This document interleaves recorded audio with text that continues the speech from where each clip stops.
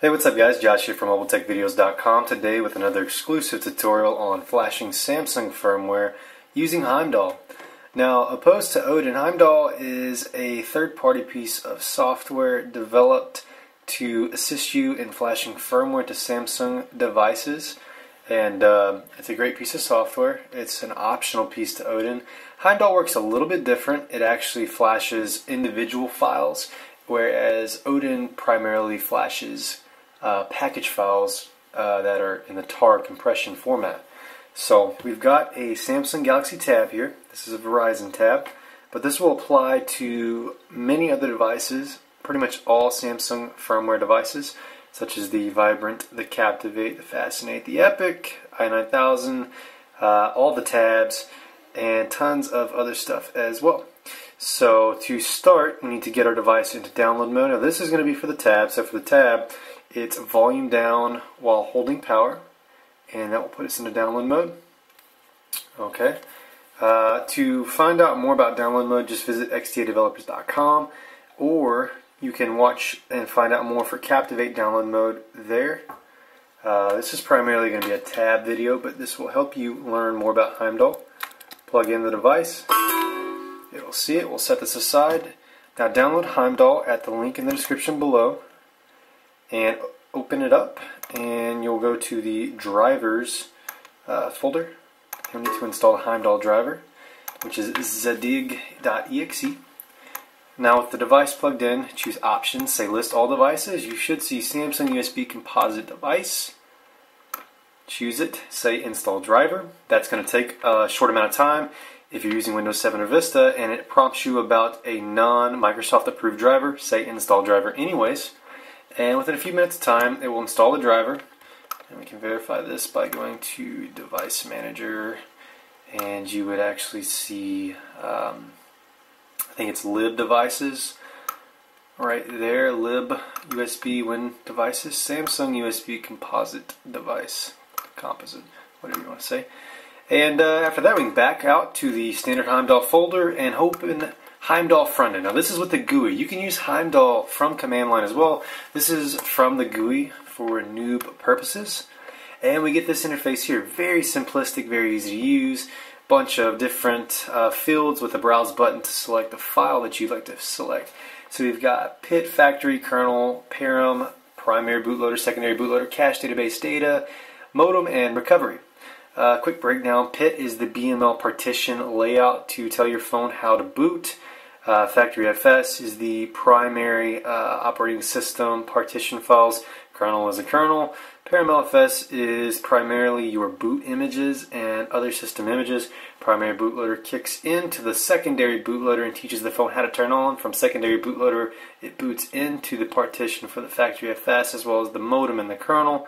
The cache and the database data are, I don't know really, to be honest, but in partition terms, they hold a lot of the operating system database side of things. So SQLite, it's really hard to say that, SQLite, that's SQLite, it holds that type of stuff. Modem is obviously how your phone connects to the cellular network, and the recovery is for the recovery mode for your phone, so Android 2E recovery, 3E recovery, and things like that. Now typically to flash firmware you really only need the factory FS, the kernel, and maybe a modem, as well as maybe a cache and a database, but at least you need the factory FS, a kernel, and a modem, in my opinion.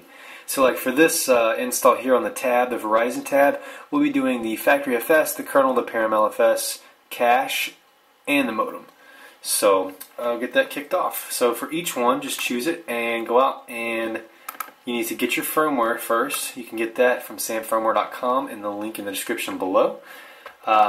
We are working with a Verizon tab as mentioned, so we'll go out to our desktop where we have our firmware, and we've got it in a folder called SCHI800, and since we're on the system RFS, we'll choose system.rfs, which is factory FS.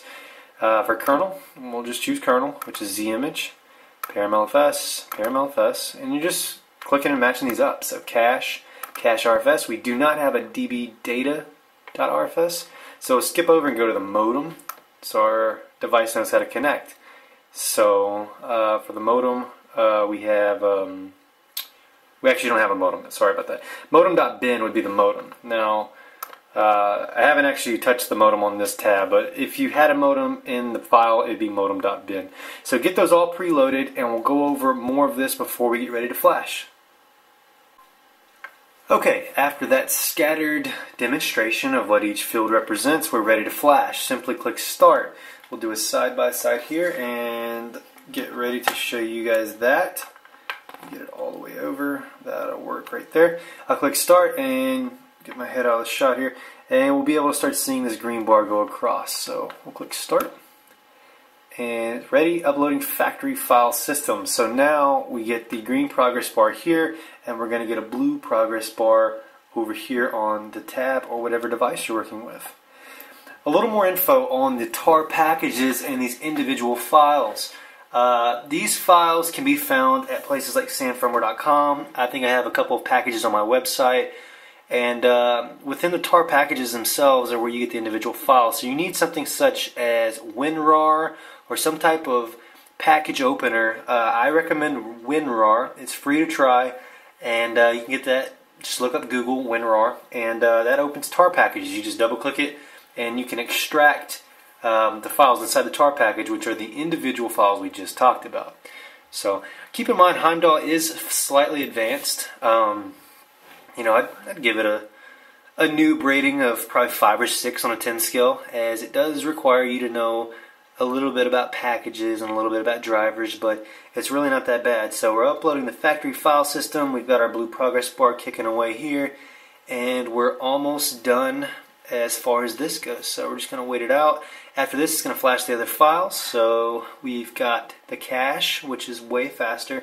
Obviously, factory RFS is our larger file. ParamLFS, kernel, and it's done. So now it's going to reboot, and we've already got our Samsung ParamLFS photo. This is going to kick right into the Verizon boot animation with the noise, and as you can see, we're on the way back up. So that's how you flash your Samsung device with firmware using Heimdall front-end GUI. This is version 1.1. I highly recommend you donate with the button at the top left of the software that can be found right there. I highly recommend that you donate to the Heimdall crew. I know I did, and this really makes life simple, and it's a great alternative to Odin, which some people don't really care for. So check us out at mobiletechvideos.com. If this tutorial shed a little bit of light on Heimdall that you didn't know about and saved you time and or a headache, please consider donating to our cause. You can donate at the link in the description below.